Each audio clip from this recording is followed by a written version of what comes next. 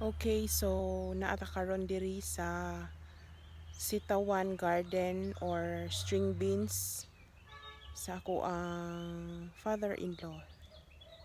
So here it is. Gialad na siya. Ato na siyang suruyon karon. Pupunta tayo sa loob, di ba? Tagalog, Bisaya, charing. So papasok tayo sa loob. Tingnan natin kung may bunga na ba yung sitaw or string beans ng father-in-law ko. Let's go. Okay, so papasok na tayo. Ito pala yung gate. Charing. Gate talaga. Nilagyan pala ito ng bakod kasi maraming mga manok na papasok at kakaibang mga nilalang. Kaya, ay may bunga na pala siya. Entrance pa lang, may bunga na. So, ayan.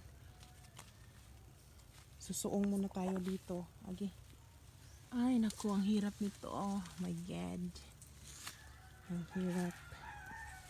So, here it is. Ay, may mga bunga na pala siya. Yung string beans garden ng father-in-law ko. Ayan, may mga bulak. O may mga flower na siya. Meaning, magbubunga na siya. So, pangalawang beses na kaming nag-harvest nito. Nakakain na kami. So, ito.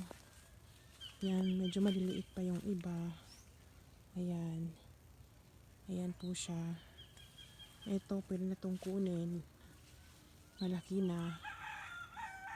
Ayan. So, ganyan ho. Yung string beans farm or garden. Ayan, marami na ho siyang bunga. Yung string beans. So, dito sa probinsya, binibenta ito ng mga nasa, I think, 60 pesos ang kilo. Depende. Depende po.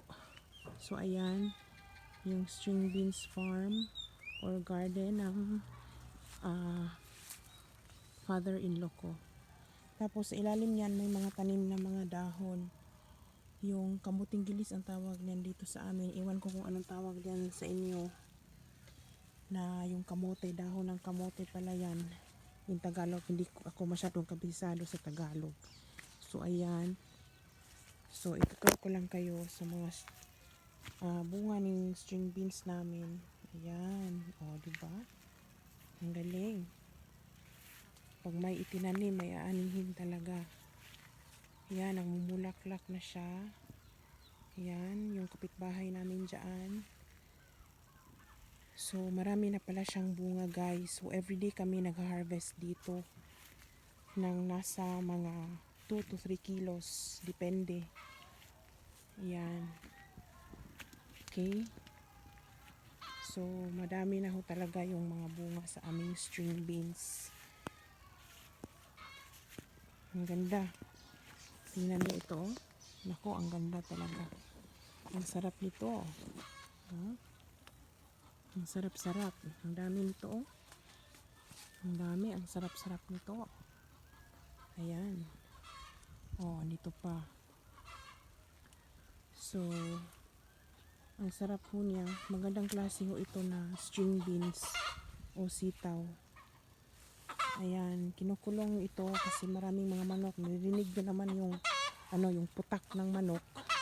Kaya ayan. Maraming naggagala dito ng mga manok rin ng biyanan ko. Kaya ito. Ikinulong ho ito. At saka may mga kambing din. Baka kainin, di ba? Ayan.